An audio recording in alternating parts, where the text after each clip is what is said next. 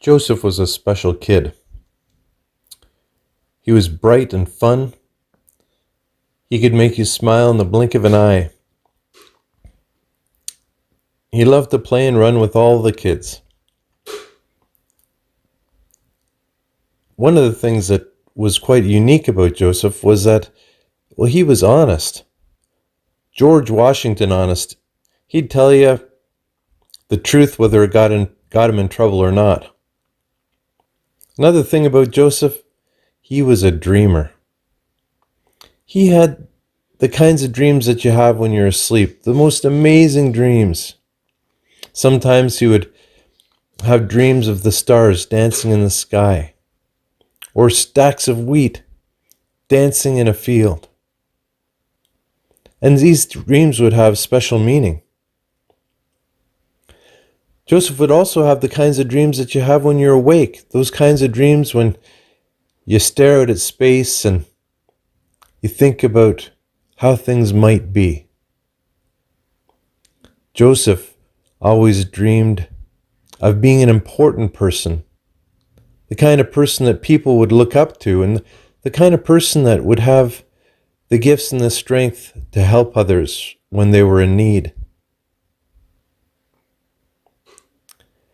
These things all made Joseph a really special kid. But there was yet one more thing that was really special about Joseph. Different, actually. And because Joseph was really honest, he didn't hide it from anybody, even though he was worried it might not make him very popular. You see, Joseph didn't want to be called Joseph. He'd rather be called Josephine or Joe. And he didn't want to play rough and tumble games with his brothers.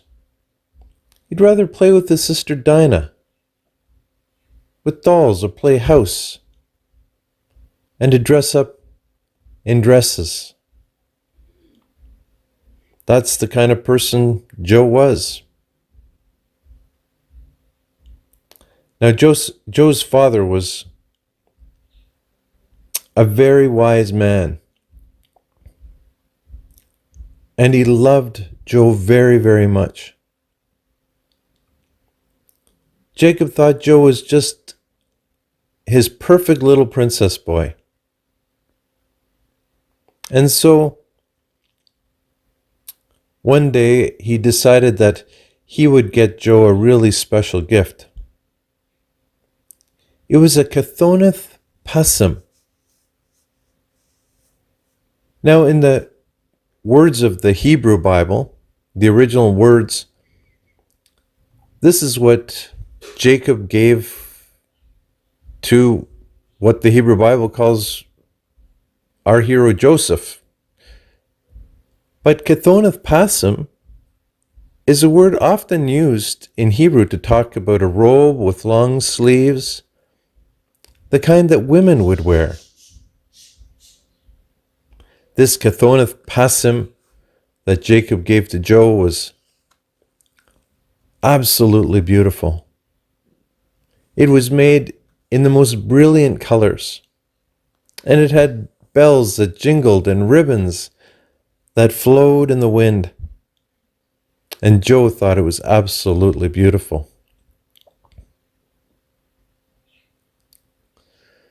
Sometime later, Joe had a dream.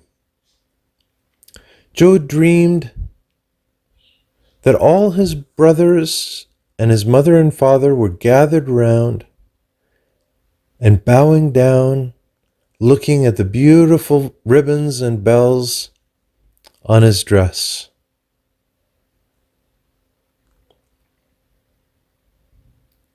He told this dream to his brothers and father and mother, but it didn't help his brothers like him anymore. They thought, what is Joe talking about? We would never bow down to him, and we think that dress is ridiculous.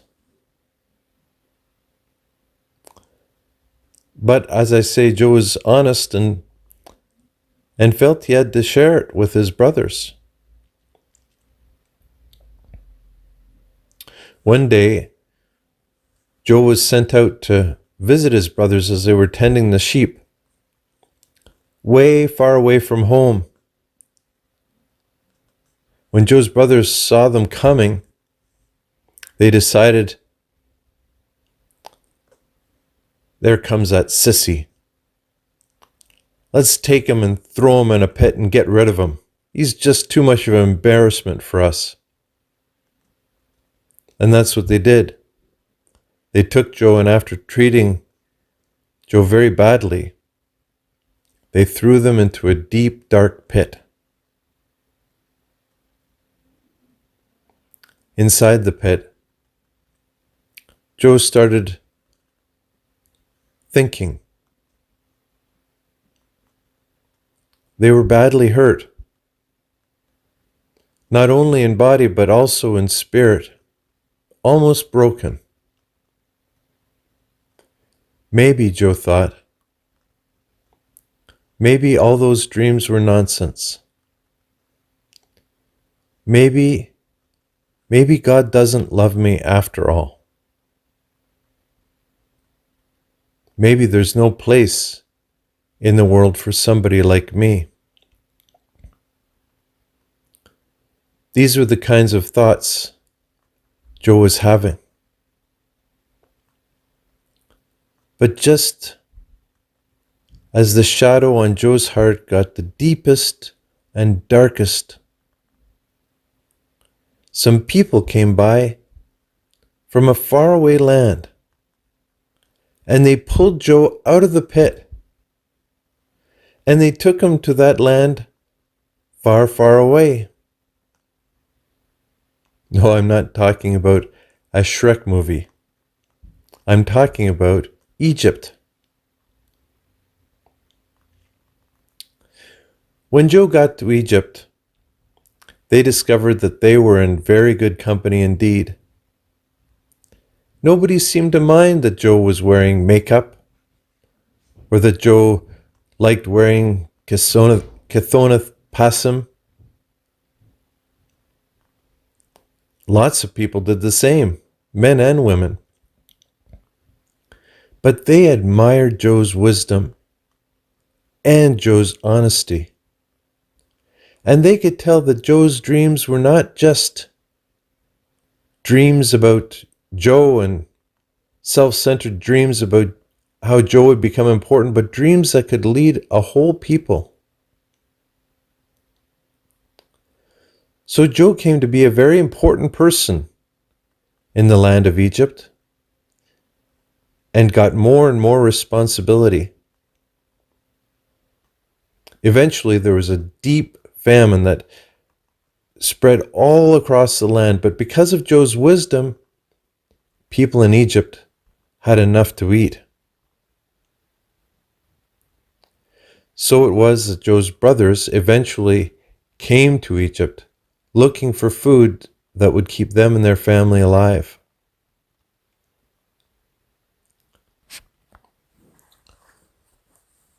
When they came to see Joe, they didn't know who they were.